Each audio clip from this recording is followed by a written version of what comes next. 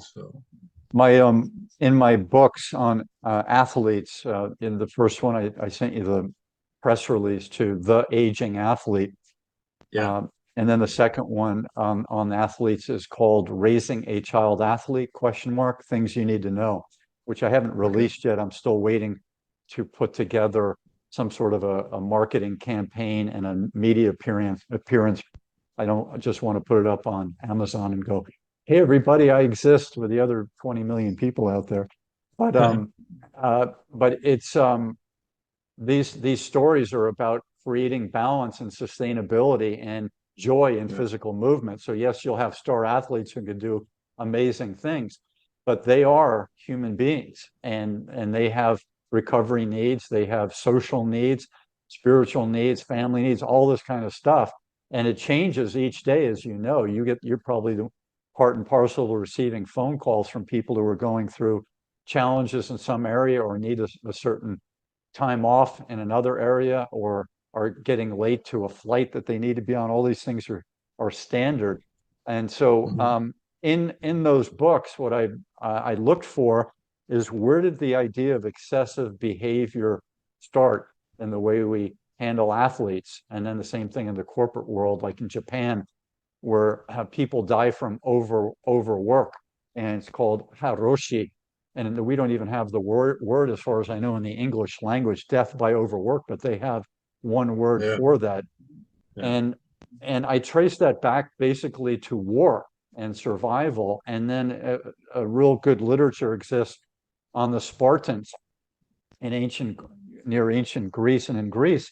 And these people would sacrifice themselves, and it was an honor to sacrifice themselves. And then, of course, the Asian martial arts have a lot of that as well. And I think Yeah. I mentioned to you the most difficult thing I've ever done was the Japanese sitting practice that I did in Hawaii. It's really hard So I'm for me to laughing because I know it's not easy. I can't imagine somebody 6'10" or like Dennis Rodman. What is he, 6'9"? Sitting, It's not. sit. Is he 6'9"? Yes. I can't imagine Maybe either not of that those. big. Some people say 6'7", but he's still tall, very long limbs, sharp body. Maybe 6'7". And it's Yeah. hard for me to imagine them doing it because I'm very flexible. I work on Yeah. functional training all the time, but because of the long lower back, it's so hard for me to be in those positions. So you have to really get into the Zen state of mind, follow your master's instructions, and work on that emptiness, emptying the mind. And what we did in that practice, as you may know, is the teacher said one. You just keep saying one every time your mind wanders Okay. or you feel the Mhm. pain. You just inside, you don't physically say, you just say one inside, and you go back. And I was able to do an hour and a half.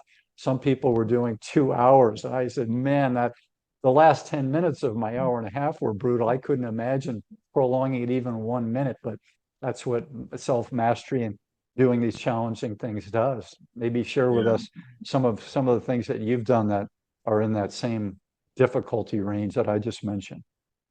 Yeah. I think as Westerners, we're not used to sitting on the floor, and we're not used to sitting like folding our legs the way they do, like in Japan.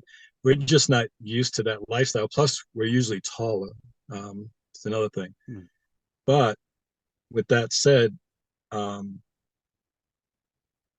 you can sit in a chair. You know, if you say you have a knee problem or back problem, you can sit in a chair or you can kneel. There's different where you could lay down even if you can't sit in a lotus position or full lotus or something or half lotus.